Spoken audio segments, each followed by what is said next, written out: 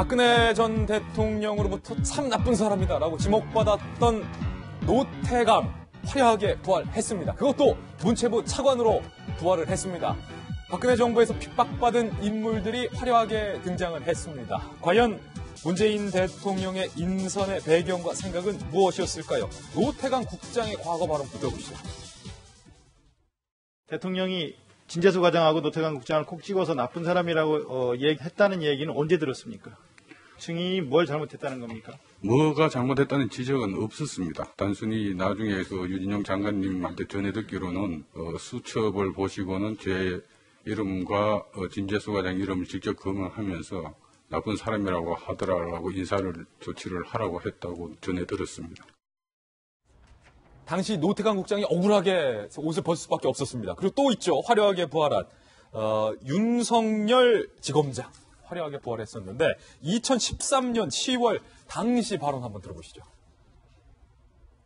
조폭보다 더 못한 조직입니다. 이게 도대체 무슨 꼴입니까? 무슨 꼴. 우선 윤석열 지청장 한번 일어서 보세요. 우리 정의는 혹시 조직을 사랑합니까? 네, 대단히 사랑하고 있습니다. 사랑합니까? 네. 혹시 사람이 충성하는 건 아니에요?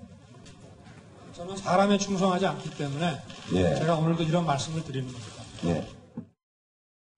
저 발언했다가 윤석열 지청장이 상당히 오랜 시간 어려운 시간을 겪을 수밖에 없었는데 화려하게 부활했어요. 김 변호사님 이런 말 있잖아요. 그래서 사람은 오래 살고 볼 일이다. 끝까지 견디면 이렇게 대기할 수 있는 기회가 온다. 네. 노태강 차장 같은 경우에는 지금 임명된 그 자리가 바로 김종 전 차관의 자리였던 거죠. 예, 묘해요. 예, 묘합니다, 정말. 그래서 이때 당시에 문체부 체육국장 재직 시절에 그 대한승마협회 감사 담당했다가 당시에 최순실 씨 편을 들지 않았다고 해가지고 좌천당했던 사람인 거죠. 억울하게 좌천당했어요. 예, 이번에 김종 전 차관의 자리로 화려하게 복귀를 했습니다. 예. 그리고 또 윤 지검장, 또 여기에 또 더불어서 그 박형철 비서관도 함께 있는데요. 함께 그 국정원의 대선 개입 의혹 사건을 조사하다가 함께 좌천돼서 윤 지검장 같은 경우에 상당 시간 오래 그 수사 일선에서 배제된 상태로 있었습니다. 검찰로서 어떻게 보면 굴욕의 시간들을 좀 보내왔다, 견뎌왔다. 예, 그렇죠. 예. 그러다가 이제 박영수 특별검사팀이 이제 박근혜 전 대통령의 국정농단 사건 조사하면서 그때 화려하게 부활했고 또 박형철 비서관 같은 경우에 반부패 비서관직 맡아서 또 역시 화려하게 부활했습니다. 예.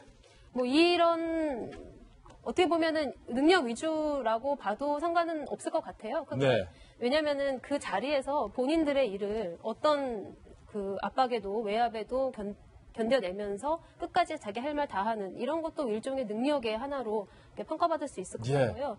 또 이런 이야기들인 거죠. 그러니까 계속 어쨌든 그 자리에서 맡은 바 소임을 다하면 언젠가 중용될 수 있다라는 어떤 레전드. 어떤 전설 그리고 또 본보기를 보여주는 네, 그런 좀 좋은 인사 같습니다. 이제 우리 김영주 전 의원의 당내 입지를 위해서 바로 기회 드려야 됩니다. 이번 인선 카드는 억울함을 풀어주는 것이 사실은 어떻게 보면 정치의 본래 목적이기도 하지 않습니까? 뭐 그런 차원보다는 새로운 정부에 있어서는 공무원들이 외압이 오더라도 이 정부에서도 외압이 있을 수 있잖아요. 외압이 오더라도 굳건하게 자기 소신껏 공정하게 일을 해달라는 그런 대통령의 주문으로 알고 이렇게 열심히 했으면 좋겠습니다. 그러니까 새로운 정부도 항상 그런 어떤 뭡니까 유혹이 있을 수 있거든요. 이제 유혹이 있을 수도 있는데 어쨌든 저런 인사를 통해서 공직 사회가 바른 질서로 빨리 잡혀주기를 바란다. 그렇게 생각하면 됩니다. 예, 노태강 국장, 윤석열 지검장 등등 억울했던 시간들 좀 한을 좀 많이 이번 인선을 풀지 않을까, 풀 수 있는 계기가 되지 않을까. 그럴수록 더 국민만 보고 열심히 일해 주시길 부탁드리겠습니다.